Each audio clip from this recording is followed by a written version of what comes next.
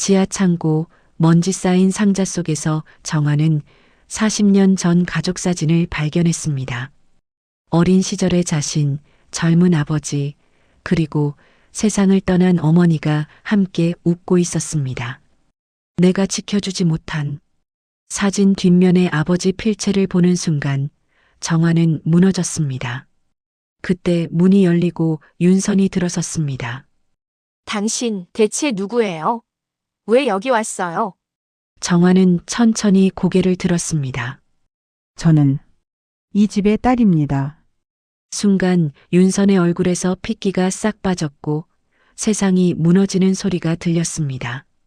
거짓말. 시아버님께는 아들 한 명밖에 없어요. 하지만 정화의 눈빛은 흔들리지 않았습니다. 40년의 침묵이 깨지는 순간이었습니다. 정화는 사진을 꽉 쥐었습니다.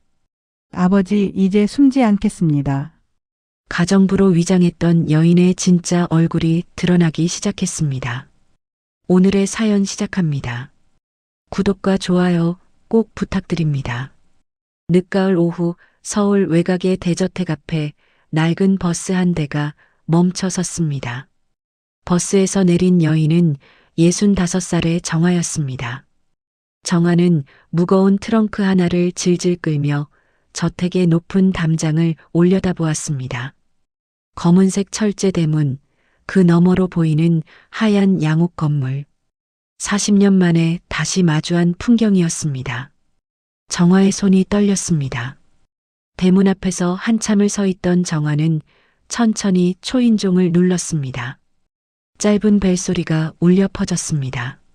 잠시 후 인터폰에서 날카로운 여자 목소리가 흘러나왔습니다. 누구세요? 가정부로 일하러 온 정화입니다. 정화의 목소리는 낮고 차분했습니다. 인터폰 너머로 잠시 침묵이 흘렀습니다. 그리고 철컥 대문이 열렸습니다. 정화는 트렁크를 끌고 천천히 안으로 들어갔습니다.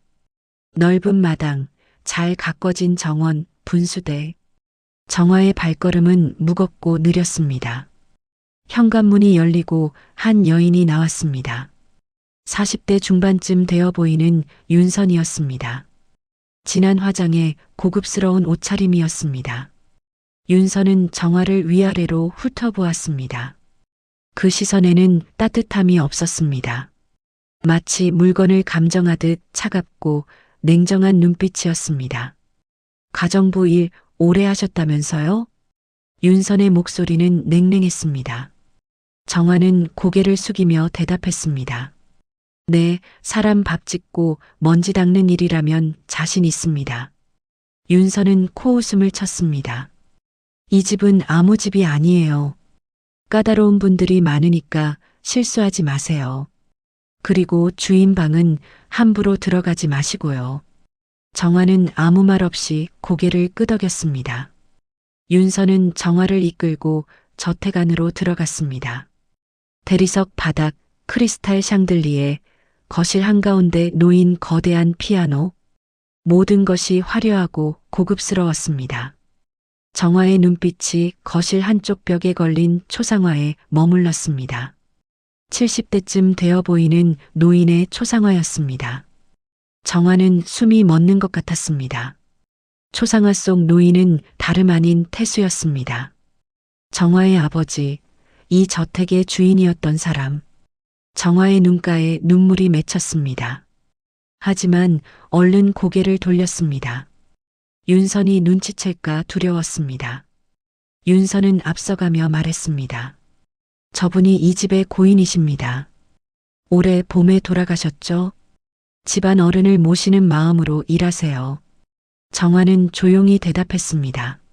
네, 명심하겠습니다. 윤선은 정화를 지하 작은 방으로 안내했습니다. 좁고 어두운 방이었습니다.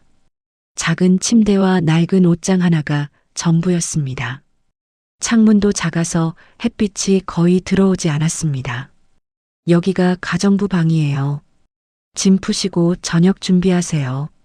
식구는 저하고 남편 그리고 하녀 미숙이 있어요. 윤선은 뒤도 돌아보지 않고 나갔습니다. 정화는 천천히 방문을 닫았습니다. 그리고 침대에 주저앉았습니다.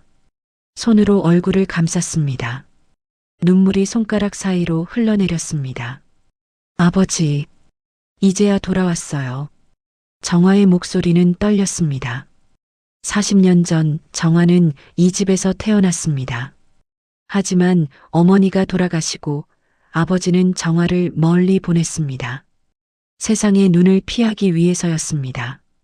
아버지에게는 이미 본처와 아들이 있었고 정화는 숨겨야 할 존재였습니다. 정화는 고아원에서 자랐습니다. 누구의 딸인지도 모른 채 평생을 살았습니다. 하지만 1년 전 정화에게 편지 한 통이 왔습니다. 아버지 태수가 보낸 편지였습니다. 편지에는 이렇게 적혀 있었습니다. 정화야, 아빠가 미안하다. 평생 너를 지켜주지 못해서 미안하다. 이제 시간이 얼마 남지 않았다. 아빠가 떠나기 전에 꼭 너를 만나고 싶구나. 정화는 편지를 받고 울었습니다. 그리고 아버지를 찾아갔습니다. 하지만 너무 늦었습니다. 정화가 도착했을 때 아버지는 이미 의식을 잃은 상태였습니다. 병상에 누운 아버지는 정화의 손을 꼭 쥐었습니다. 떨리는 목소리로 중얼거렸습니다. 정화야, 아빠가 미안해. 그리고 며칠 후 아버지는 세상을 떠났습니다. 정화는 장례식에 가지 못했습니다. 정화의 존재를 아는 사람은 아버지의 변호사 장피로뿐이었습니다. 장피로는 정화에게 말했습니다. 회장님께서 유언장을 남기셨습니다. 하지만 지금은 공개할 수 없습니다. 때가 되면 제가 연락드리겠습니다. 정화는 기다렸습니다. 그리고 이번 가을 장피로에게서 연락이 왔습니다. 저택에서 가정부를 구한다고 합니다. 들어가 보시겠습니까? 정화는 받아들였습니다. 아버지가 살았던 집, 자신이 태어난 집, 그곳에서 마지막 진실을 확인하고 싶었습니다. 정화는 눈물을 닦고 일어섰습니다. 트렁크를 열어 짐을 꺼냈습니다. 낡은 옷가지들, 다른 신발, 그리고 작은 액자 하나. 액자 속에는 젊은 시절 아버지와 어머니의 사진이 있었습니다. 정화는 액자를 꺼내 책상 위에 놓았습니다. 엄마, 아빠, 이제 시작이에요. 정화는 방을 나와 주방으로 향했습니다. 주방에는 50대쯤 되어 보이는 여인이 있었습니다. 하녀 미숙이었습니다. 미숙은 정화를 보며 반갑게 인사했습니다. 어머, 새로 오신 분이세요? 반가워요. 저는 미숙이에요. 저는 정화입니다. 잘 부탁드려요. 두 사람은 악수를 나눴습니다. 미숙은 따뜻한 사람이었습니다. 정화는 미숙과 함께 저녁 준비를 시작했습니다. 채소를 다듬고 고기를 손질하고 밥을 지었습니다. 정화의 손놀림은 능숙했습니다. 저녁 시간이 되었습니다. 정화는 식탁에 음식을 차렸습니다. 윤성과 남편 민재가 식탁에 앉았습니다. 민재는 40대 초반의 온화한 인상을 가진 남자였습니다. 민재는 정화를 보며 가볍게 고개를 끄덕였습니다. 새로 오신 분이시군요. 고생 많으시겠어요. 민재의 말투는 부드러웠습니다. 정화는 고개를 숙여 답했습니다. 아닙니다. 제가 해야 할 일입니다. 윤서는 음식을 한 입 먹어보고는 인상을 찌푸렸습니다. 간이 좀 세네요. 다음부터는 싱겁게 해요. 정화는 조용히 대답했습니다. 네, 알겠습니다. 식사가 끝나고 정화는 설거지를 했습니다. 미숙이 다가와 속삭였습니다. 신경 쓰지 마세요. 원래 저분은 까다로워요. 정화는 미소 지었습니다. 괜찮아요. 익숙해요. 밤이 깊어갔습니다. 정화는 지하방으로 돌아왔습니다. 침대에 누웠지만 잠이 오지 않았습니다. 천장을 바라보며 정화는 생각했습니다. 이 집의 진짜 주인은 누구일까? 윤선일까? 민재일까? 아니면 이미 떠난 아버지일까? 정화의 눈가에 다시 눈물이 고였습니다. 하지만 이번에는 슬픔이 아니었습니다. 결심이었습니다. 정화는 조용히 중얼거렸습니다. 아버지, 제가 돌아왔어요. 이제 진실을 밝힐 거예요. 창밖으로 차가운 가을바람이 불었습니다. 나뭇잎이 바스락거렸습니다. 저택은 고요했지만 정화의 마음속에는 작은 불씨가 타오르고 있었습니다. 일주일이 흘렀습니다. 정화는 매일 새벽 5시에 일어났습니다. 저택의 모든 방을 청소하고 아침 식사를 준비하고 빨래를 했습니다. 정화의 하루는 쉴 틈이 없었습니다. 하지만 정화는 묵묵히 일했습니다. 한 번도 불평하지 않았습니다. 그날 아침도 평소와 같았습니다. 정화는 거실을 청소하고 있었습니다.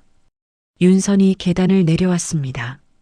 새하얀 실크 가운을 입고 손에는 스마트폰을 들고 있었습니다. 윤선은 소파에 앉아 다리를 꼬았습니다. 정화 씨, 차 한 잔 가져와요. 윤선의 목소리는 명령조였습니다. 정화는 고개를 숙였습니다. 네, 바로 준비하겠습니다. 정화는 주방으로 가서 차를 준비했습니다. 윤선이 좋아하는 얼그레이 티였습니다. 정화는 조심스럽게 찻잔을 받침에 올려 거실로 가져왔습니다. 그런데 그 순간 윤선이 갑자기 손을 내밀었습니다. 정화의 손이 흔들렸고 차 몇 방울이 받침 위에 떨어졌습니다. 윤선은 얼굴을 찌푸렸습니다. 이것 봐요. 받침에 차가 묻었잖아요. 윤선은 찻잔을 집어들고 빛에 비춰보았습니다. 하얀 도자기 찻잔이었습니다.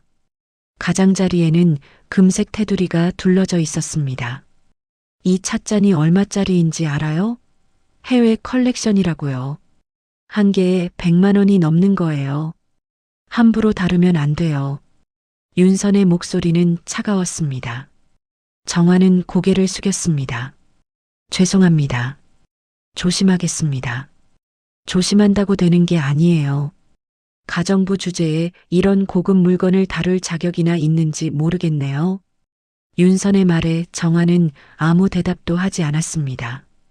그저 조용히 서 있었습니다.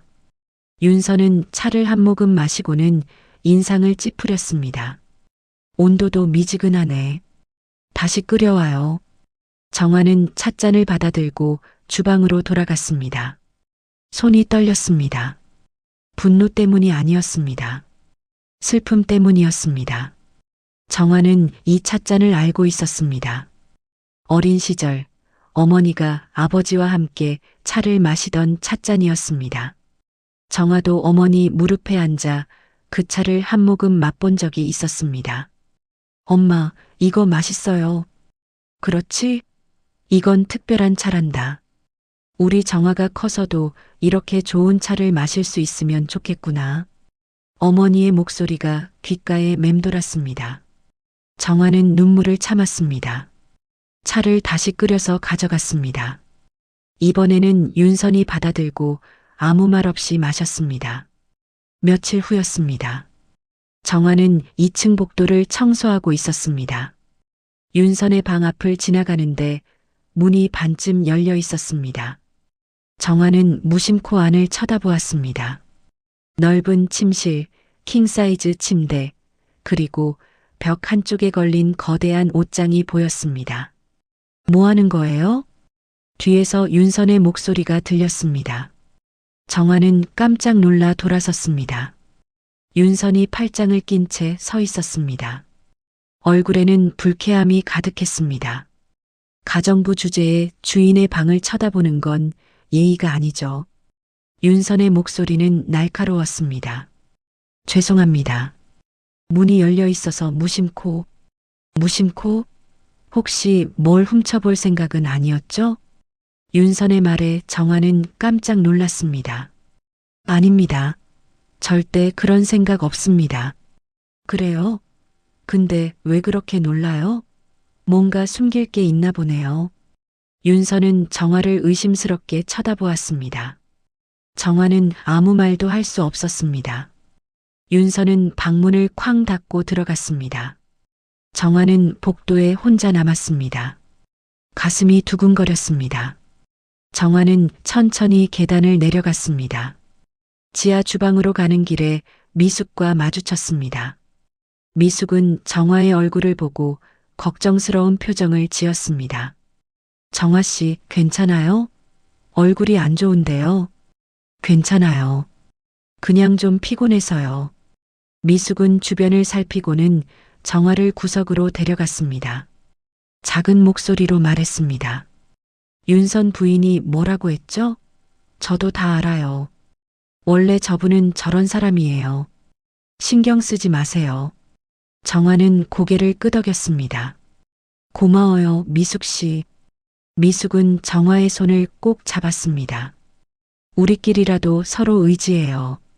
이 집에서 우리 같은 사람들은 서로밖에 없으니까요. 정화는 미숙의 따뜻함에 위로를 받았습니다. 하지만 동시에 마음 한구석이 아팠습니다. 정화는 미숙에게도 진실을 말할 수 없었습니다. 자신이 이 집의 진짜 딸이라는 것을, 아버지가 유산을 남겼다는 것을 말이죠. 그날 밤이었습니다. 정화는 침대에 누워 천장을 바라보았습니다. 낮에 있었던 일들이 머릿속을 스쳐갔습니다. 윤선의 차가운 말투, 멸시하는 눈빛, 모욕적인 태도. 정화는 주먹을 꽉 쥐었습니다. 문득 40년 전의 기억이 떠올랐습니다. 정화가 5살이었을 때였습니다. 어머니가 갑자기 병에 걸렸습니다. 아버지는 어머니를 병원에 데려갔지만 이미 늦었습니다. 어머니는 정화의 손을 잡고 마지막 말을 남겼습니다. 정화야, 엄마가 미안해. 엄마가 너를 지켜주지 못해서 미안해. 하지만 기억해. 너는 소중한 아이야. 누가 뭐라 해도 너는 당당하게 살아야 해. 어머니가 숨을 거두고 아버지는 정화를 고아원에 보냈습니다. 아버지는 울면서 말했습니다. 정화야, 아빠가 너를 지킬 수 없어. 세상이 너를 손가락질할 거야. 차라리 아빠를 모르는 게 너를 위한 거야. 5살 정화는 이해할 수 없었습니다. 왜 아빠와 함께 살 수 없는지, 왜 다른 아이들처럼 가족이 없는지. 정화는 고아원에서 자라며 수없이 물었습니다. 선생님, 저는 왜 엄마 아빠가 없어요? 정화야, 내 부모님은 사정이 있으셔. 하지만 너를 사랑하셨어. 하지만 정화는 믿을 수 없었습니다. 사랑한다면서 왜 버렸을까? 정화는 평생 그 질문을 안고 살았습니다. 정화는 눈을 떴습니다. 눈가에 눈물이 고여 있었습니다. 정화는 눈물을 닦았습니다. 그리고 속으로 중얼거렸습니다. 그래, 내가 다시 돌아온 이유 이제 곧 알게 될 거야. 정화는 트렁크에서 오래된 편지 한 통을 꺼냈습니다. 아버지가 1년 전에 보낸 편지였습니다. 정화는 편지를 펼쳤습니다. 떨리는 필체로 쓰인 글씨가 보였습니다. 정화야, 아빠가 평생 너에게 죄를 지었구나. 하지만 이제라도 바로잡고 싶다. 아빠가 너를 위해 준비한 게 있어. 변호사 장피로가 다 알고 있단다. 때가 되면 진실이 밝혀질 거야. 그때까지 조금만 기다려다오. 아빠가 너를 사랑한단다. 정화는 편지를 가슴에 안았습니다. 아버지의 마지막 사랑이 느껴졌습니다. 정화는 결심을 굳혔습니다. 아무리 윤선이 모욕해도, 아무리 힘들어도 참겠다고. 진실이 밝혀질 때까지 견디겠다고. 다음 날 아침이었습니다. 정화는 평소처럼 청소를 시작했습니다. 2층 복도를 걸레질하고 있을 때였습니다. 윤선이 나타났습니다. 윤선은 정화를 보더니 갑자기 물었습니다. 정화 씨, 혹시 전에 어디서 본 적 있나요? 정화의 심장이 쿵 내려앉았습니다. 손에 쥔 걸레가 떨렸습니다. 정화는 애써 침착하게 대답했습니다. 아니요, 처음 뵙습니다. 윤선은 정화를 자세히 쳐다보았습니다. 눈을 가늘게 뜨고 정화의 얼굴을 살폈습니다. 이상하네. 자꾸 낯익은 느낌이 드는데 당신 얼굴 어디선가 본 것 같아요. 저는 평범한 사람입니다. 착각이실 겁니다. 윤서는 한참을 정화를 바라보다가 돌아섰습니다. 하지만 윤선의 머릿속에는 의심이 싹트기 시작했습니다. 분명 정화의 얼굴 어딘가가 낯익었습니다. 누구와 닮았을까? 윤선은 생각에 잠겼습니다. 정화는 윤선이 사라진 후에야 크게 숨을 내쉬었습니다. 가슴이 두근거렸습니다. 들킬 뻔했습니다. 정화는 조심해야 한다고 다짐했습니다. 아직 때가 아니었습니다. 2주일이 더 흘렀습니다. 어느 토요일 오후였습니다. 윤선이 정화를 불렀습니다. 거실에서 소파에 앉아있던 윤선은 정화를 내려다보며 말했습니다. 정화 씨, 지하 창고 좀 정리해요. 거기 오래된 물건들이 너무 많아서 지저분해요. 필요 없는 건 버리고 쓸만한 건 따로 분류하세요. 정화는 고개를 숙였습니다. 네, 알겠습니다. 그리고 혼자 마음대로 뭘 버리거나 하지 말고요. 뭐든지 물어보고 하세요. 혹시라도 중요한 물건 버리면 큰일 나니까. 윤선의 말투는 여전히 차갑고 명령적이었습니다. 정화는 아무 말 없이 지하로 내려갔습니다. 계단을 내려가니 축축한 공기가 느껴졌습니다. 복도 끝에 낡은 철문이 보였습니다. 정화는 문을 열었습니다. 창고 안은 어둡고 먼지투성이었습니다. 형광등을 켜니 희미한 불빛이 공간을 비쳤습니다. 사방에 상자들이 쌓여 있었습니다. 오래된 가구, 액자, 책, 옷가지들이 여기저기 흩어져 있었습니다. 정화는 천천히 창고 안으로 들어갔습니다. 먼지 냄새가 코를 찔렀습니다. 정화는 마스크를 쓰고 장갑을 끼고 정리를 시작했습니다. 상자를 하나씩 열어보며 내용물을 확인했습니다. 대부분은 낡은 의류나 책들이었습니다. 1시간쯤 지났을까요? 정화는 창고 구석에 쌓여있던 상자 더미를 발견했습니다. 먼지가 두껍게 쌓여 있었습니다. 정화는 상자들을 하나씩 빼냈습니다. 무거운 상자를 끌어내다가 뒤쪽에 작은 나무 상자가 보였습니다. 정화는 그 상자를 꺼냈습니다. 다른 상자들과 달리 이 상자는 특별해 보였습니다. 오래된 목재로 만들어졌고 뚜껑에는 정교한 무늬가 새겨져 있었습니다. 정화는 조심스럽게 뚜껑을 열었습니다. 상자 안에는 오래된 물건들이 담겨 있었습니다. 낡은 편지 몇 통, 작은 목걸이, 그리고 노란 봉투 하나. 정화는 손이 떨렸습니다. 왠지 모를 예감이 들었습니다. 정화는 천천히 봉투를 집어들었습니다. 봉투를 열자 사진 몇 장이 나왔습니다. 정화는 첫 번째 사진을 꺼냈습니다. 그 순간 정화의 숨이 멎었습니다. 사진 속에는 젊은 여인과 남자, 그리고 어린아이가 함께 있었습니다. 정화는 손이 떨려서 사진을 제대로 잡을 수가 없었습니다. 사진 속 여인은 정화의 어머니였습니다. 남자는 젊은 시절의 아버지 태수였습니다. 그리고 그 사이에 앉아있는 5살쯤 된 아이, 정화 자신이었습니다. 세 사람은 웃고 있었습니다. 행복한 미소였습니다. 정화는 사진을 가슴에 안았습니다. 눈물이 쏟아졌습니다. 정화는 입을 손으로 막았습니다. 소리내어 울면 안 됐습니다. 누가 들을지 몰랐습니다. 정화는 몸을 떨며 조용히 울었습니다. 40년 만에 보는 가족 사진이었습니다. 정화는 이런 사진이 존재하는지도 몰랐습니다. 아버지가 자신을 고아원에 보낸 후 모든 흔적을 지웠다고 생각했습니다. 하지만 아버지는 이 사진들을 버리지 못했던 것입니다. 창고 깊숙한 곳에 숨겨놓고 간직했던 것입니다. 정화는 눈물을 닦고 다른 사진들을 꺼냈습니다. 어머니가 정화를 안고 있는 사진, 아버지가 정화의 손을 잡고 정원을 걷는 사진, 세 사람이 식탁에 앉아 있는 사진. 모든 사진 속에서 세 사람은 행복해 보였습니다. 정화는 마지막 사진을 집어들었습니다. 이 사진은 다른 사진들과 달랐습니다. 어머니가 병상에 누워 있고 아버지가 어린 정화를 안고 어머니 곁에 서 있었습니다. 어머니는 웃고 있었지만 얼굴은 창백했습니다. 아버지의 표정은 슬펐습니다. 정화는 사진을 뒤집어 보았습니다. 뒷면에 무언가 적혀 있었습니다. 아버지의 필체였습니다. 떨리는 글씨로 이렇게 쓰여 있었습니다. 내가 지켜주지 못한 내 아이 정화. 아빠가 평생 미안하다. 사랑한다. 정화는 바닥에 주저앉았습니다. 사진을 꽉 쥐고 소리 없이 울었습니다.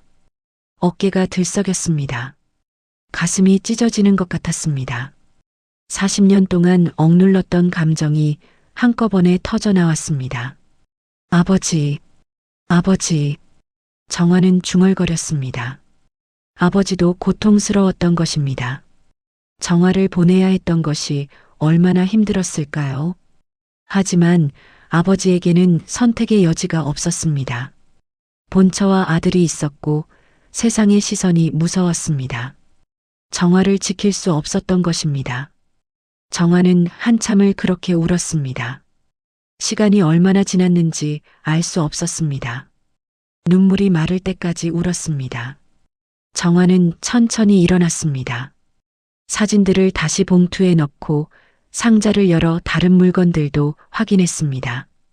편지들이 있었습니다. 정화는 편지 한 통을 펼쳤습니다. 어머니가 아버지에게 쓴 편지였습니다. 여보, 저는 곧 떠날 것 같아요. 하지만 후회는 없어요. 당신을 만나 정화를 낳은 게 제 인생의 가장 큰 행복이었어요. 부탁이에요. 정화를 지켜주세요. 정화가 행복하게 자랄 수 있도록 해주세요. 정화는 편지를 읽으며 또다시 눈물을 흘렸습니다. 어머니의 마지막 소원. 하지만 아버지는 그 소원을 지킬 수 없었습니다. 정화는 고아원에서 자랐고 평생 가난하게 살았습니다. 누구의 딸인지도 모른 채 세상을 떠돌았습니다. 정화는 다른 편지들도 읽었습니다. 아버지가 어머니에게 쓴 편지, 아버지가 정화에게 쓴 편지.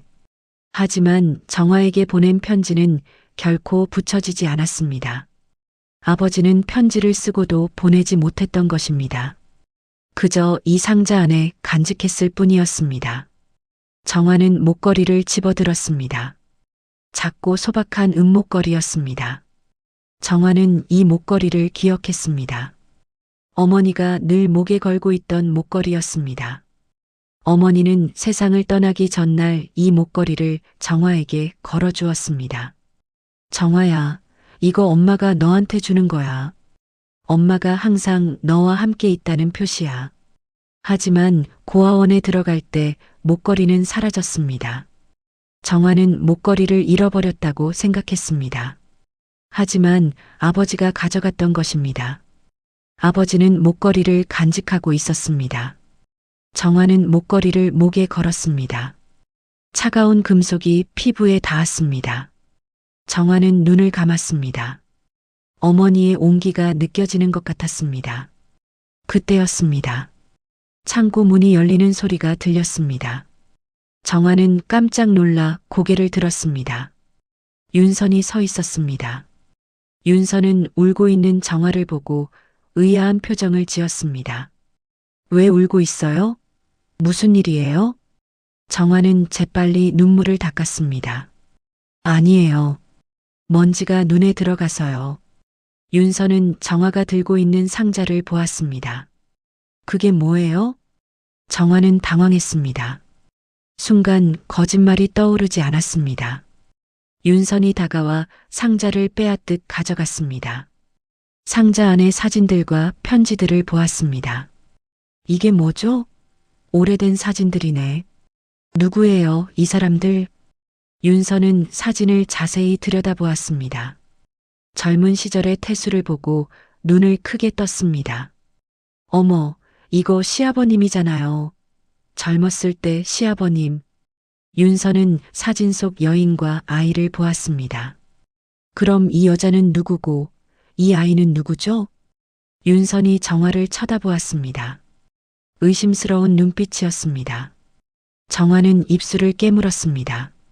아무 말도 할 수 없었습니다. 이상하네. 왜 이런 사진이 창고에 숨겨져 있죠? 그리고 당신은 왜 이 사진을 보고 울고 있었어요? 윤선의 목소리는 날카로워졌습니다. 윤선은 사진을 뒤집어 보았습니다. 뒷면의 글씨를 읽었습니다.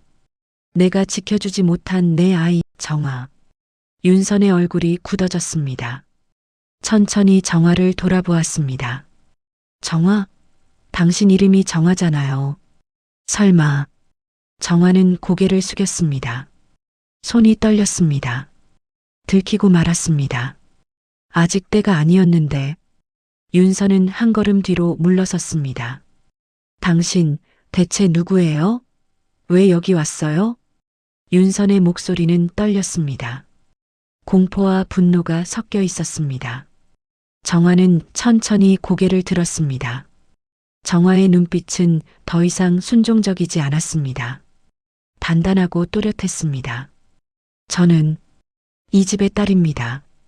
정화의 목소리는 조용했지만 확신에 차 있었습니다. 윤서는 입을 벌린 채 정화를 바라보았습니다. 믿을 수 없다는 표정이었습니다. 거짓말. 시아버님께는 아들 한 명밖에 없어요. 아닙니다.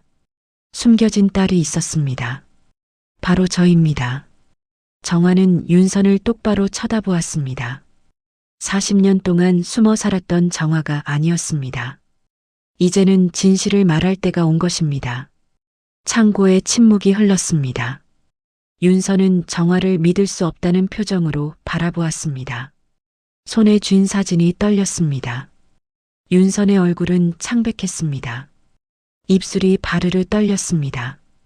거짓말이죠. 당신이 시아버님의 딸이라니 말도 안 돼요. 윤선의 목소리는 날카롭게 울려 퍼졌습니다. 정화는 조용히 서 있었습니다. 더 이상 고개를 숙이지 않았습니다. 정화의 눈빛은 단단했습니다. 믿지 않으셔도 상관없습니다. 하지만 진실은 변하지 않습니다. 증거가 있어요? 사진 한 장으로 뭘 증명할 수 있죠? 윤선은 히스테리를 부리기 시작했습니다. 사진을 바닥에 던졌습니다. 사진이 먼지 쌓인 바닥에 떨어졌습니다. 정화는 재빨리 사진을 주워들었습니다. 조심스럽게 먼지를 털어냈습니다. 이 사진은 아버지께서 평생 간직하신 겁니다.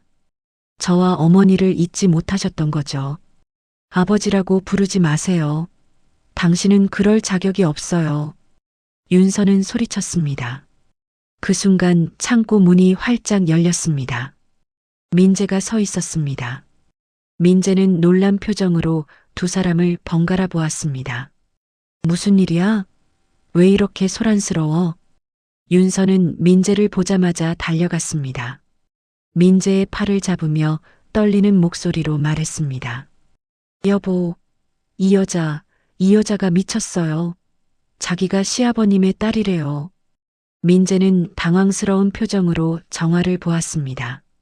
정화는 민재를 똑바로 바라보았습니다. 민재의 눈에는 혼란이 가득했습니다. 무슨 말씀이세요? 정화는 천천히 입을 열었습니다. 민재 씨, 제 말을 들어주세요. 저는 고인의 딸입니다. 40년 전 아버지께서 저를 고아원에 보내셨습니다. 세상의 시선이 두려우셨던 거죠. 민재는 말을 잃었습니다. 정화는 계속 말을 이었습니다. 아버지께서는 평생 저를 잊지 못하셨습니다. 그리고 돌아가시기 전 저에게 편지를 보내셨습니다. 저를 찾고 싶다고 미안하다고 하셨습니다. 민재는 뒤로 한 걸음 물러섰습니다. 믿기 어려운 이야기였습니다. 하지만 정화의 눈빛은 거짓말을 하는 사람의 눈빛이 아니었습니다. 진지하고 슬픈 눈빛이었습니다. 윤선이 민재의 팔을 잡아당겼습니다. 여보, 믿으면 안 돼요. 이 여자는 사기꾼이에요. 유산을 노리고 온 거라고요. 윤선의 목소리는 공포에 질려 있었습니다. 윤선은 알고 있었습니다. 만약 정화의 말이 사실이라면 이 집의 모든 것이 흔들릴 것이라는 것을. 민재는 잠시 생각에 잠겼습니다. 그리고 조심스럽게 물었습니다. 증거가 있습니까? 정화는 고개를 끄덕였습니다. 변호사 장필호 선생님께서 모든 것을 알고 계십니다. 아버지께서 유언장을 남기셨습니다. 그 말에 윤선의 얼굴이 하얗게 질렸습니다. 유언장. 윤선의 머릿속이 복잡해졌습니다. 민재는 깊은 한숨을 내쉬었습니다. 일단 위로 올라가서 이야기합시다. 여기는 너무 어둡고 답답합니다. 세 사람은 창고를 나와 거실로 향했습니다. 윤선은 초조하게 소파에 앉았습니다. 민재는 창가에 서서 밖을 바라보았습니다. 정화는 조용히 한쪽에 서 있었습니다. 민재가 천천히 입을 열었습니다. 아버지께서 정말 그런 말씀을 하셨습니까? 네. 돌아가시기 며칠 전에 저를 찾으셨습니다. 하지만 제가 늦게 도착했습니다. 아버지께서는 이미 의식을 잃으신 상태였습니다. 정화의 목소리가 떨렸습니다. 눈가에 눈물이 맺혔습니다. 아버지께서는 제 손을 잡으시고 말씀하셨습니다. 미안하다고, 평생 지켜주지 못해서 미안하다고. 민재는 눈을 감았습니다. 아버지의 마지막 순간, 민재도 그 자리에 있었습니다. 하지만 아버지는 민재에게 아무 말씀도 하지 않으셨습니다. 다만 무언가를 간절히 찾는 듯한 눈빛이었습니다. 이제야 그 의미를 알 것 같았습니다. 윤선이 벌떡 일어났습니다. 안 돼요. 이건 말도 안 돼요. 윤선은 가방을 집어들었습니다. 그리고 밖으로 나가려 했습니다. 민재가 물었습니다. 어디 가려고? 장필호 변호사 사무실에 가야죠. 이게 사실인지 확인해야겠어요. 윤선은 문을 박차고 나갔습니다. 차 시동 소리가 들리더니 윤선은 저택을 빠져나갔습니다. 거실에는 민재와 정화만 남았습니다. 민재는 정화를 돌아보았습니다. 정화 씨. 아니, 정화. 민재는 말을 고쳤습니다. 더 이상 가정부를 대하는 말투가 아니었습니다. 만약 당신이 정말 아버지의 딸이라면, 그럼 당신은 내 누나가 되는 거군요. 정화는 고개를 끄덕였습니다. 민재는 복잡한 표정을 지었습니다. 충격과 당혹스러움, 그리고 묘한 안도감이 섞여 있었습니다. 아버지께서 평생 무언가를 숨기고 계셨다는 걸 느꼈습니다. 가끔 혼자 술을 드시며 우셨어요. 무슨 일이 있었는지 여쭤봤지만 아버지는 아무 말씀도 하지 않으셨습니다. 민재는 소파에 앉았습니다. 손으로 얼굴을 감쌌습니다. 제가 몰랐습니다. 아버지께 또 다른 가족이 있었다는 것을, 그리고 그 가족을 지키지 못했다는 것을. 정화는 민재 앞에 앉았습니다. 민재 씨, 저는 당신을 원망하지 않습니다. 당신도 피해자입니다. 아버지께서 저를 숨겨야 했던 이유, 그건 당신 때문이 아니었습니다. 민재는 고개를 들었습니다. 정화의 눈빛에는 원망이 없었습니다. 오히려 이해와 연민이 있었습니다. 1시간쯤 지났을까요? 현관문이 벌컥 열렸습니다. 윤선이 돌아왔습니다. 윤선의 얼굴은 더욱 창백했습니다. 입술은 파랗게 질려 있었습니다. 손에 든 가방이 바닥에 떨어졌습니다. 민재가 다가갔습니다. 여보, 어떻게 됐어? 윤선은 정화를 노려보았습니다. 눈빛에는 증오와 공포가 가득했습니다. 맞아요. 유언장이 있대요. 시아버님께서 정말 유언장을 남기셨대요. 윤선의 목소리는 떨렸습니다. 민재는 숨을 깊이 들이마셨습니다. 그렇다면 정화의 말이 사실이었던 것입니다. 그리고 그리고 변호사가 그러는데 윤서는 말을 잇지 못했습니다. 입술을 깨물었습니다. 눈물이 흘러내렸습니다. 유언장에는 정화가 상속인으로 적혀 있대요. 이 집과 전 재산을. 순간 거실이 조용해졌습니다. 민재는 뒤로 물러섰습니다. 믿을 수 없다는 표정이었습니다. 윤서는 바닥에 주저앉았습니다. 안 돼. 이럴 수가 없어. 윤서는 울기 시작했습니다. 하지만 슬픔의 눈물이 아니었습니다. 분노와 절망의 눈물이었습니다. 윤서는 고개를 들어 정화를 쳐다보았습니다. 당신이 처음부터 계획한 거죠? 가정부로 위장해서 들어와서 우리를 속인 거죠? 정화는 고개를 저었습니다. 아닙니다. 저는 단지 아버지께서 살았던 집을 보고 싶었을 뿐입니다. 거짓말. 당신은 재산을 노리고 온 거예요. 윤서는 소리쳤습니다. 일어서서 정화에게 달려들려 했습니다. 민재가 윤선을 붙잡았습니다. 여보, 진정해. 진정하라고? 우리 집이 빼앗길 판인데 어떻게 진정해요? 윤선은 민재를 밀쳤습니다. 그리고 정화를 가리키며 소리쳤습니다. 당장 나가요. 이 집에서 나가란 말이에요. 정화는 차분하게 말했습니다. 저는 법이 정한 대로 할 것입니다. 더 이상 숨어 살지 않을 겁니다. 윤선의 얼굴이 일그러졌습니다. 분노로 온몸이 떨렸습니다. 좋아요. 그럼 우리도 가만히 있지 않을 거예요.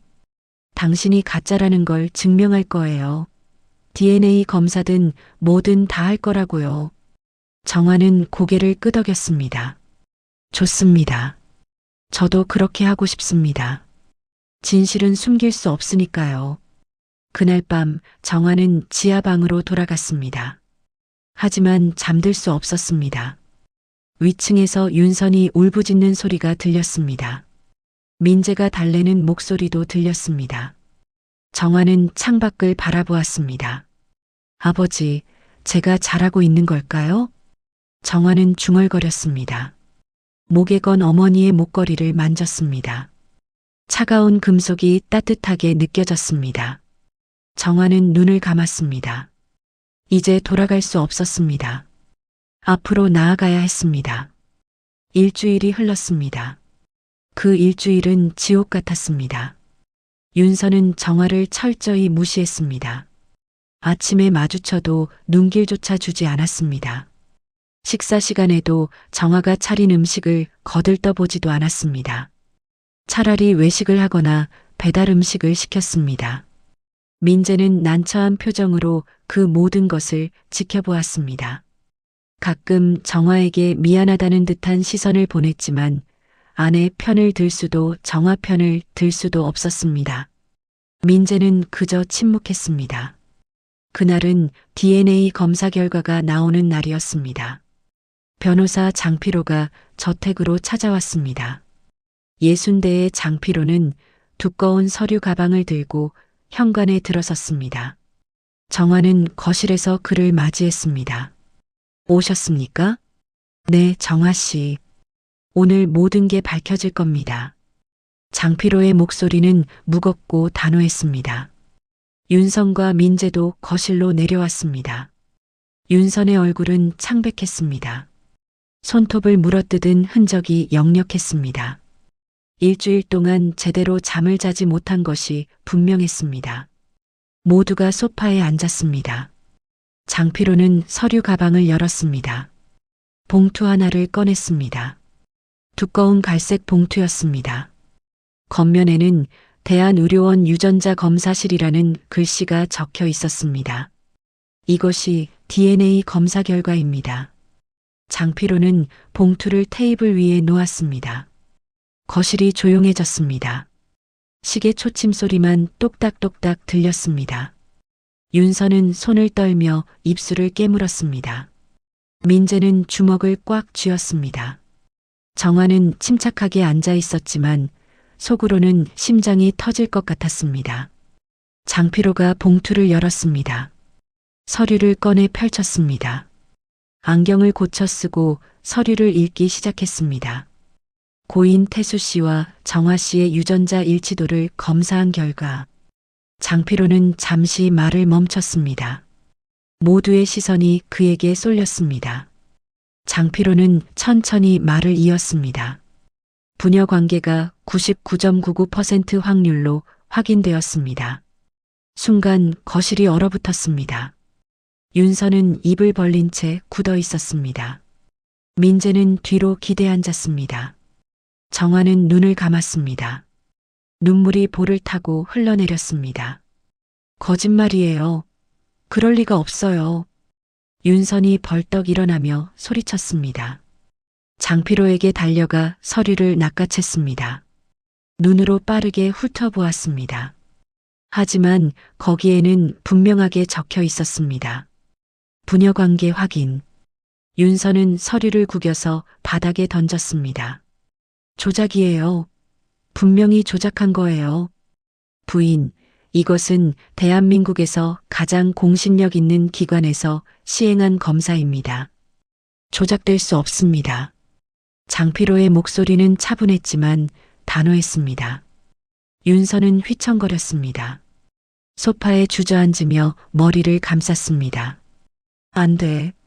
이럴 수가 없어. 민재는 정화를 바라보았습니다. 복잡한 감정이 얼굴에 드러났습니다. 충격, 혼란, 그리고 묘한 미안함. 민재는 천천히 입을 열었습니다. 그럼 정말로 누나였던 거군요. 정화는 눈물을 닦았습니다. 고개를 끄덕였습니다. 네, 저는 당신의 누나입니다. 아버지의 딸입니다. 장피로가 다른 서류를 꺼냈습니다. 그렇다면 이제 유언장을 공개하겠습니다. 고인께서 생전에 작성하신 유언장입니다. 장피로는 유언장을 펼쳤습니다. 태수의 필체가 또렷했습니다. 장피로가 읽기 시작했습니다.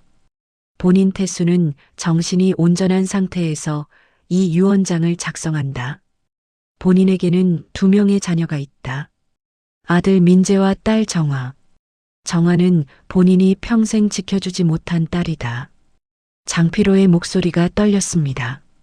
계속해서 읽었습니다. 본인은 정화를 세상에 숨겨야 했다. 그것이 본인 인생 최대의 죄악이다. 정화야, 아빠가 미안하다. 이제라도 아빠가 너에게 갚고 싶다. 이 집과 모든 재산을 정화에게 상속한다. 윤선이 비명을 질렀습니다. 안 돼. 절대 안 돼요. 윤선은 정화에게 달려들었습니다. 두 손으로 정화의 목을 잡았습니다. 정화는 뒤로 넘어졌습니다. 윤선은 정화 위에 올라타며 소리쳤습니다. 당신 때문에 내가 이 집에서 쫓겨나는 거예요. 여보, 안 돼. 민재가 급히 윤선을 떼어냈습니다. 윤선은 발버둥을 쳤습니다. 울부짖었습니다. 민재는 힘겹게 윤선을 붙잡았습니다. 장피로가 정화를 일으켜 세웠습니다. 괜찮으십니까? 네, 괜찮습니다. 정화의 목에는 붉은 자국이 남아 있었습니다. 하지만 정화는 윤선을 원망하지 않았습니다. 그저 슬픈 눈으로 바라볼 뿐이었습니다. 윤선은 민재의 품에서 울었습니다. 온몸을 떨며 울었습니다. 민재도 눈시울이 붉어졌습니다. 자신의 아내가 무너지는 모습을 보는 것이 견딜 수 없었습니다. 그때 현관문이 열렸습니다. 여러 사람이 들어왔습니다. 민재의 친척들이었습니다. 삼촌, 고모, 사촌들. 소문을 듣고 찾아온 것이었습니다. 이게 무슨 일이냐? 민재의 삼촌이 큰 소리로 물었습니다. 60대의 삼촌은 덩치가 크고 위압적이었습니다. 장피로가 대답했습니다. 태수 회장님의 유언장을 집행하는 중입니다. 유언장? 무슨 소리야? 형님은 아들한테 모든 걸 물려주신다고 했어. 아닙니다. 회장님께서는 딸 정화 씨에게 상속하신다고 명시하셨습니다. 삼촌은 정화를 쳐다보았습니다. 정화를 위아래로 훑어보며 코웃음을 쳤습니다. 이 여자가 형님 딸이라고? 말도 안 되는 소리 하지 마. DNA 검사로 확인되었습니다. 삼촌의 얼굴이 굳어졌습니다. 고모가 앞으로 나섰습니다. 그래도 이건 말이 안 돼요. 오빠가 평생 숨겨왔던 사람이 갑자기 나타나서 재산을 가져간다고요?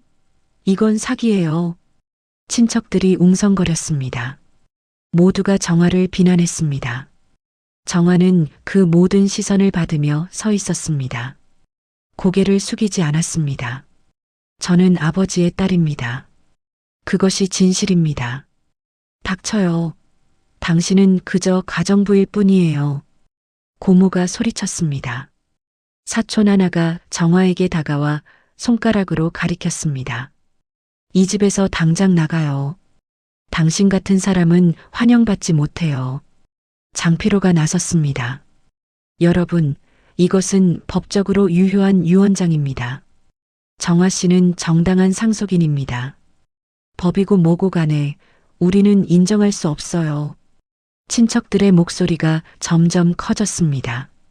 거실은 아수라장이 되었습니다. 정화는 그 한가운데 서 있었습니다. 혼자였습니다. 아무도 정화 편이 아니었습니다. 그때였습니다. 미숙이 나타났습니다. 미숙은 정화 옆에 섰습니다. 정화 씨 혼자 두지 마세요. 미숙의 목소리는 떨렸지만 단호했습니다. 정화는 미숙을 보며 눈물을 흘렸습니다. 처음으로 누군가 자신의 편이 되어 주었습니다. 삼촌이 미숙을 노려보았습니다. 당신은 누구요? 저는 이 집 하녀입니다. 하지만 정화 씨가 거짓말쟁이가 아니라는 걸 압니다. 정화 씨는 착한 사람이에요. 미숙의 말에 정화는 더 이상 참을 수 없었습니다. 미숙의 손을 꽉 잡았습니다. 두 사람은 그렇게 서로를 지탱했습니다. 민재가 일어섰습니다. 친척들을 향해 말했습니다. 다들 그만하세요. 이것은 아버지의 뜻입니다. 우리가 받아들여야 합니다. 삼촌이 민재를 쳐다보았습니다. 민재야, 정신 차려. 내 재산이 다 날아가는데. 재산보다 중요한 게 있습니다. 진실입니다. 정화 씨는 제 누나입니다. 아버지의 딸입니다. 민재의 말에 거실이 조용해졌습니다. 윤선이 남편을 믿을 수 없다는 표정으로 쳐다보았습니다. 여보, 당신 지금 무슨 말을 하는 거예요? 민재는 아내를 돌아보았습니다. 눈빛은 슬펐지만 확고했습니다. 여보, 미안해요. 하지만 이게 맞는 일이에요. 그날 밤 친척들은 모두 돌아갔습니다. 욕설을 퍼부으며 떠났습니다. 저택은 다시 조용해졌습니다. 하지만 그 조용함은 평화가 아니었습니다. 폭풍 전의 고요였습니다. 사흘이 지났습니다. 그 사흘 동안 저택은 무덤처럼 조용했습니다. 윤서는 방에 틀어박혀 나오지 않았습니다. 밥도 먹지 않았습니다. 민재가 문을 두드려도 대답이 없었습니다. 민재는 문 앞에 음식을 두고 물러났지만 다음 날 보면 그대로였습니다. 정화는 여전히 지하방에서 지냈습니다. 장피로는 정화에게 위층 안방으로 옮기라고 권했지만 정화는 거절했습니다. 아직 때가 아닙니다. 모든 것이 정리될 때까지 저는 여기 있겠습니다. 정화의 목소리는 차분했습니다. 하지만 마음은 무겁고 아팠습니다. 밤마다 천장을 바라보며 생각했습니다. 자신이 잘하고 있는 것일까?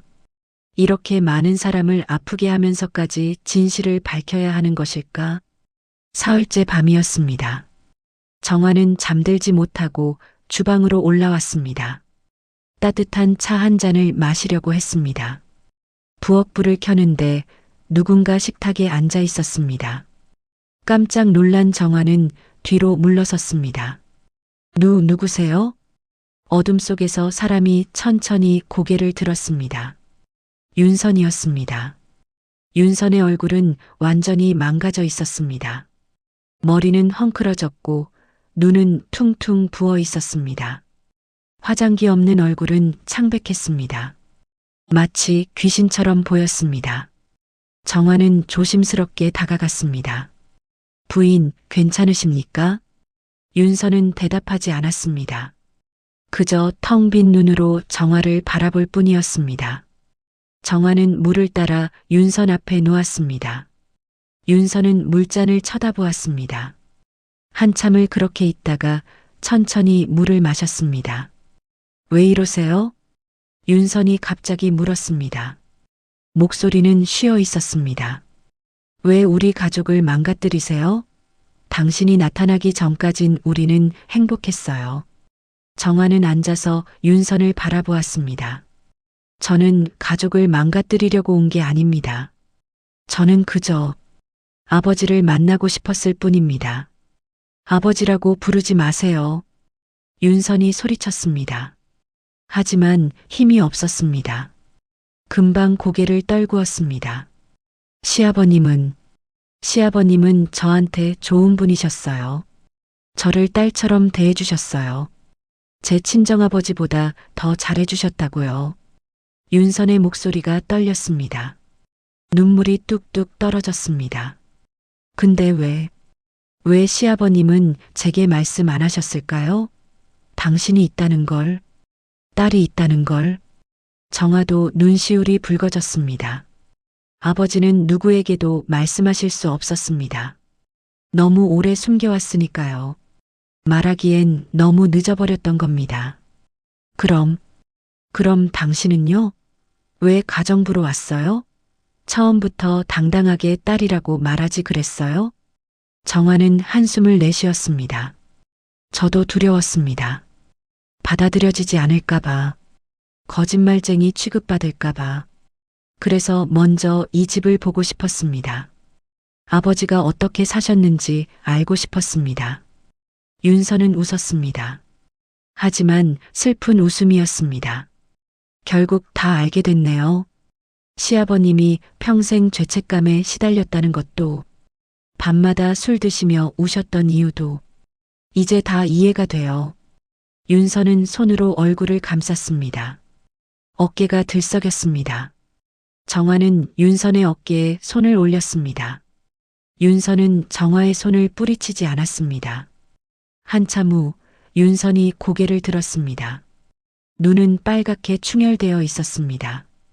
저도 당신처럼 아버지 없이 자랐어요. 윤선의 고백에 정화는 놀랐습니다. 윤선은 계속 말을 이었습니다. 제 친정아버지는 제가 10살 때 돌아가셨어요. 사고로. 엄마는 재혼했고 저는 외로웠어요. 시아버님을 만났을 때 처음으로 아버지가 생긴 것 같았어요. 윤선의 목소리는 떨렸습니다. 시아버님은 저를 진짜 딸처럼 대해주셨어요. 생일마다 선물 주시고 제 이야기 들어주시고 저는 시아버님이 세상에서 제일 좋았어요. 정화는 윤선의 마음을 이해할 수 있었습니다. 윤선도 아버지가 그리웠던 것입니다. 태수는 윤선에게도 아버지였던 것입니다. 부인, 저도 압니다. 아버지께서 부인을 얼마나 아꼈는지. 그건 거짓이 아니었습니다. 하지만 시아버님 마음속엔 당신이 있었잖아요. 늘 당신을 생각하셨잖아요. 저는 대체품이었던 거예요. 윤선이 울부짖었습니다. 식탁에 엎드려 소리내어 울었습니다. 정화는 윤선의 등을 쓰다듬어 주었습니다. 두 여인은 그렇게 한참을 있었습니다. 서로를 위로했습니다. 다음 날 아침이었습니다. 정화는 평소처럼 청소를 시작했습니다. 거실을 닦고 있는데 계단에서 발소리가 들렸습니다. 윤선이었습니다. 윤선은 샤워를 하고 깨끗한 옷으로 갈아입었습니다. 머리도 단정하게 빗었습니다. 윤선은 정화 앞에 멈춰 섰습니다. 두 사람의 시선이 마주쳤습니다.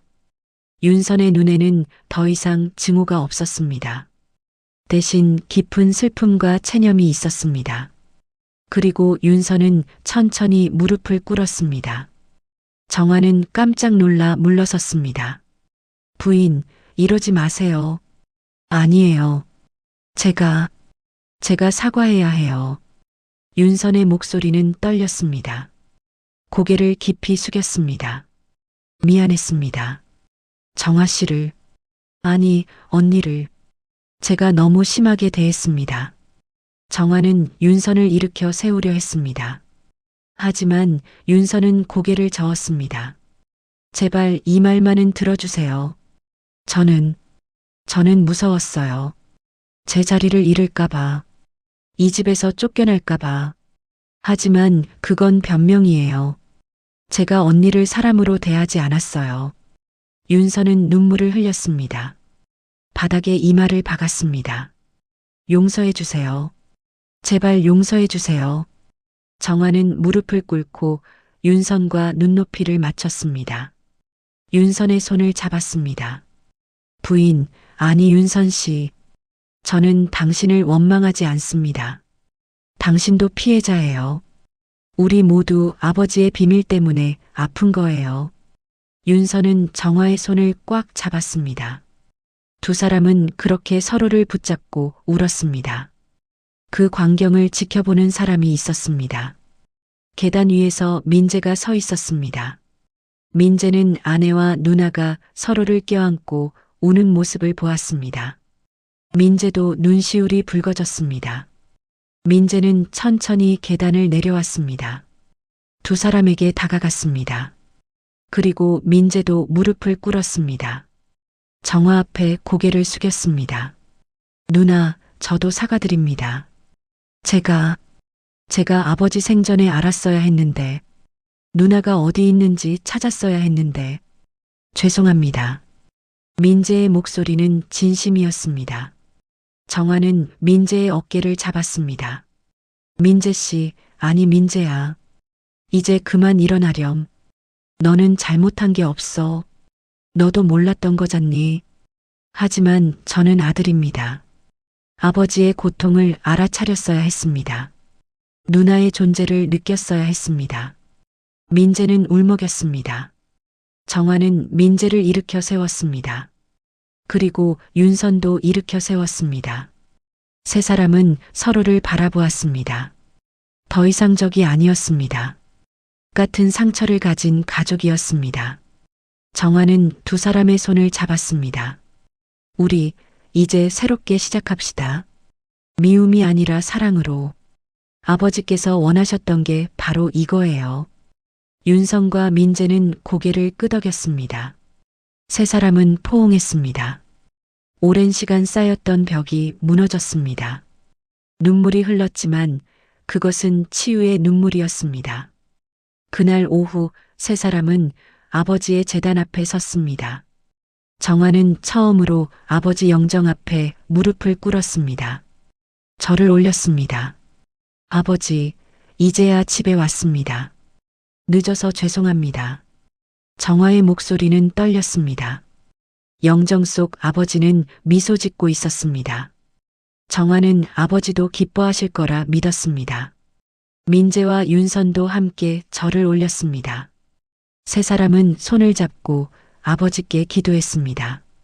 평화가 찾아왔습니다. 긴 어둠이 걷히고 빛이 들어왔습니다.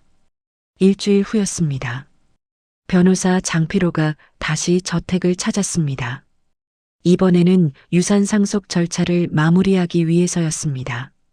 거실에는 정화, 민재, 윤선이 앉아 있었습니다. 분위기는 일주일 전과 완전히 달랐습니다. 더 이상 적대감이 없었습니다. 장필호는 두꺼운 서류 뭉치를 테이블 위에 놓았습니다. 이것이 최종 상속 서류입니다. 정화 씨가 서명하시면 모든 절차가 완료됩니다.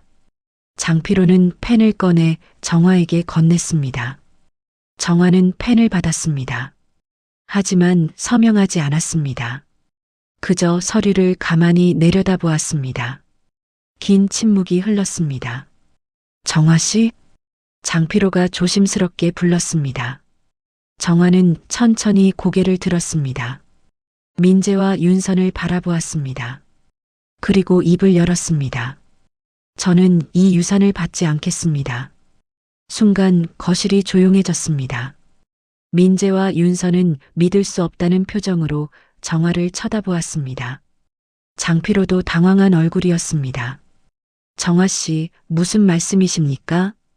제가 진짜 원했던 건 재산이 아니었습니다. 가족이었습니다. 정화의 목소리는 차분했습니다. 하지만 단호했습니다. 저는 40년 동안 가족 없이 살았습니다. 아버지도 어머니도 형제도 없이 혼자였습니다. 돈이 아무리 많아도 외로움을 채울 수 없었습니다. 정화는 민재를 바라보았습니다. 민재야, 너는 내 동생이다. 윤선 씨도 이제 내 가족이야. 이 집도 이 모든 것도 너희가 평생 지켜온 거잖니. 내가 빼앗을 수 없어. 민재는 눈물을 흘렸습니다. 벌떡 일어나 정화 앞으로 왔습니다. 누나, 안 됩니다. 이건 아버지께서 누나에게 주신 거예요. 알아. 하지만 아버지께서 진짜 원하셨던 건 우리가 함께 사는 거였어. 재산이 우리를 갈라놓게 할 순 없어. 윤선도 일어났습니다. 정화의 손을 잡았습니다. 언니, 제발 그러지 마세요. 언니 것이에요. 당연히 받으셔야 해요. 정화는 고개를 저었습니다. 윤선의 손을 꽉 잡았습니다. 윤선 씨, 당신도 이 집의 딸이에요. 아버지께서 당신을 딸처럼 아꼈잖아요. 나 혼자 다 가질 수 없어요. 장피로가 끼어들었습니다. 정화 씨, 잠깐만 생각해 보십시오. 이건 엄청난 재산입니다. 평생 편하게 사실 수 있습니다. 변호사님, 저는 평생 편하게 살고 싶어서 여기 온 게 아닙니다. 아버지를 만나고 싶어서 왔어요. 그리고 이제 가족을 찾았습니다. 그것만으로 충분합니다. 정화는 펜을 내려놓았습니다. 그리고 서류 뒤쪽에 빈 종이를 꺼냈습니다. 무언가를 쓰기 시작했습니다. 저는 제 상속분을 민재에게 양도합니다. 단 한 가지 조건이 있습니다. 정화는 글을 쓰면서 말했습니다. 이 집에 제 방 하나를 만들어주세요. 작은 방이면 됩니다. 그리고 가끔 놀러와도 되게 해주세요. 명절에도 오고 생일에도 오고 싶어요. 그것만 허락해준다면 모든 재산은 민재가 가져도 좋습니다. 정화의 손이 떨렸습니다. 눈물이 종이 위에 떨어졌습니다.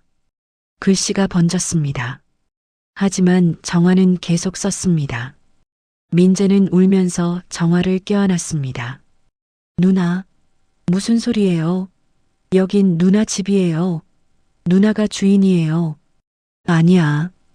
이 집의 주인은 우리 모두야. 우리 가족의 집이지. 윤선도 두 사람을 껴안았습니다.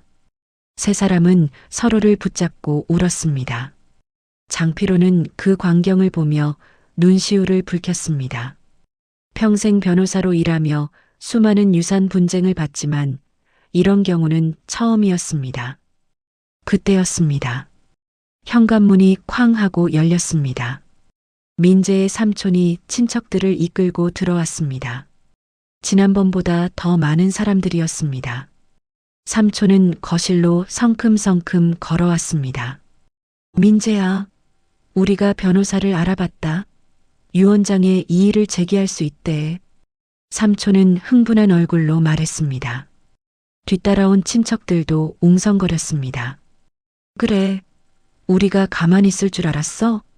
저 여자한테 재산을 넘길 순 없지. 고모가 정화를 가리키며 소리쳤습니다. 정화는 차분하게 일어났습니다. 친척들을 바라보았습니다. 정화의 눈빛은 흔들리지 않았습니다. 걱정하지 않으셔도 됩니다. 정화는 조용히 말했습니다. 저는 상속을 포기했습니다. 모든 재산은 민재가 받습니다. 삼촌은 멈칫했습니다. 친척들도 어리둥절한 표정이었습니다. 뭐라고? 포기했다고? 네. 저는 재산이 필요 없습니다. 저는 가족이 필요했을 뿐입니다. 정화는 민재와 윤선을 향해 미소 지었습니다. 그리고 이제 가족을 찾았습니다. 삼촌은 코웃음을 쳤습니다. 가족? 웃기는 소리 하지 마. 당신은 형님의 치부야. 숨겨야 할 존재였어. 삼촌의 말에 민재가 벌떡 일어났습니다. 삼촌 앞으로 걸어갔습니다. 민재의 얼굴은 단단했습니다. 삼촌, 그 말 취소하세요. 뭐? 정화 누나는 제 가족입니다. 아버지의 딸입니다. 누구도 누나를 모욕할 수 없습니다. 민재의 목소리는 냉정했습니다. 삼촌은 당황했습니다. 민재야, 내가 지금 무슨 소리를. 이 집에서 나가주세요. 당장. 민재는 현관문을 가리켰습니다. 삼촌은 얼굴이 붉어졌습니다. 뭐? 내가 너희 삼촌인데. 삼촌이라도 내 누나를 모욕하면 용서 못합니다. 나가세요. 민재의 말에 친척들은 웅성거렸습니다. 고모가 나섰습니다. 민재야, 정신 차려. 재산을 다 받는다면서 왜 화를 내니? 재산보다 중요한 게 있습니다. 가족의 존엄입니다. 민재는 단호했습니다. 윤선도 민재 옆에 섰습니다. 제 남편 말이 맞습니다. 나가주세요. 삼촌은 이를 갈았습니다. 하지만 더 이상 할 말이 없었습니다. 친척들은 수군거리며 밖으로 나갔습니다. 문이 닫히고 거실은 다시 조용해졌습니다. 정화는 민재를 보며 눈물을 흘렸습니다. 고마워, 민재야. 누나가 고마운 거예요. 누나가 우리에게 진짜 가족이 뭔지 가르쳐 주셨어요. 민재도 눈물을 흘렸습니다. 남자의 눈물이었습니다.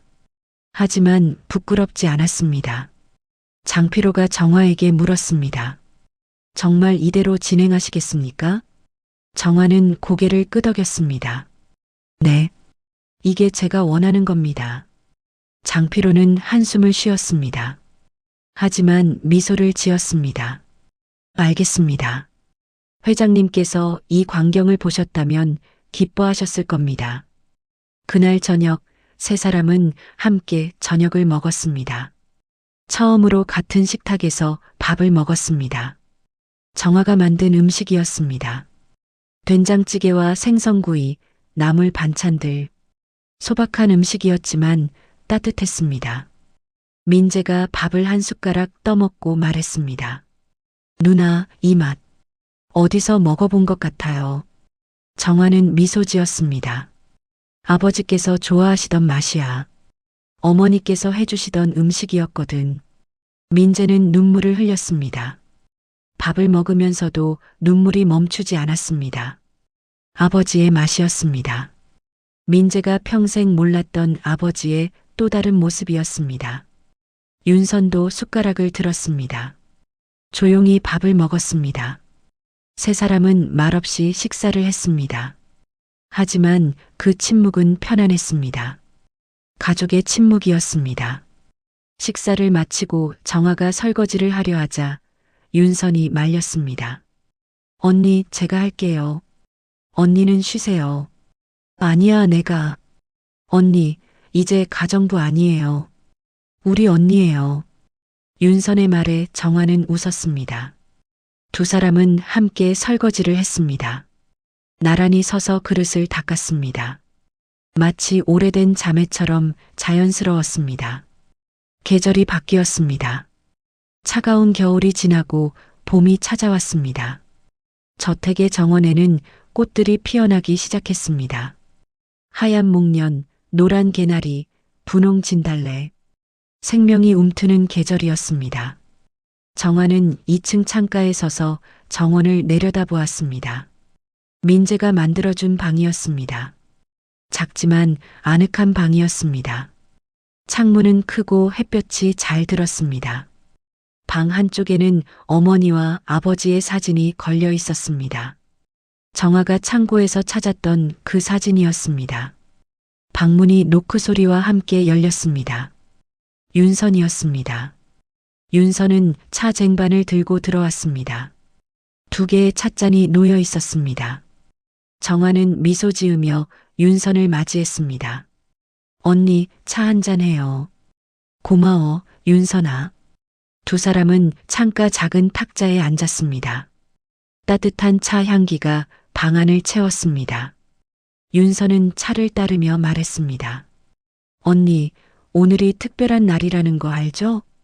정화는 고개를 끄덕였습니다. 오늘은 아버지 태수의 기일이었습니다. 1년이 지났습니다. 아버지가 세상을 떠난 지 1년. 정화가 이 집에 온 지도 거의 1년이 되어 갔습니다. 기억해요. 오늘은 아버지 생각을 많이 할 것 같아요. 저도요. 요즘 자꾸 시아버님 꿈을 꿔요. 꿈에서 시아버님은 항상 웃고 계세요. 윤선의 목소리는 부드러웠습니다. 더 이상 긴장도 적대감도 없었습니다. 그저 편안한 가족의 대화였습니다. 오후가 되자 손님들이 찾아오기 시작했습니다. 아버지의 친구분들, 회사 동료들, 그리고 미숙도 왔습니다. 미숙은 더 이상 하녀가 아니었습니다. 정화의 친구였습니다. 민재가 미숙에게 작은 꽃집을 차려주었고 미숙은 이제 자신의 가게를 운영하고 있었습니다. 정화 씨, 오랜만이에요. 미숙은 꽃다발을 들고 왔습니다. 정화는 미숙을 반갑게 맞이했습니다. 두 사람은 포옹했습니다. 미숙 씨, 보고 싶었어요. 저도요. 요즘 가게 때문에 바빠서 자주 못 왔네요. 미숙은 주변을 둘러보았습니다. 저택은 깨끗하고 따뜻했습니다. 꽃들이 곳곳에 놓여 있었고 아버지의 제단은 정성스럽게 꾸며져 있었습니다. 여기 분위기가 완전히 달라졌네요. 따뜻해요. 미숙의 말에 정화는 미소 지었습니다. 사랑이 생겼으니 오늘의 사연은 여기까지입니다. 가을이 성큼 물들어가고 있네요. 아름다운 가을 만끽하는 날 되세요. 지금까지 사연 달래기였습니다.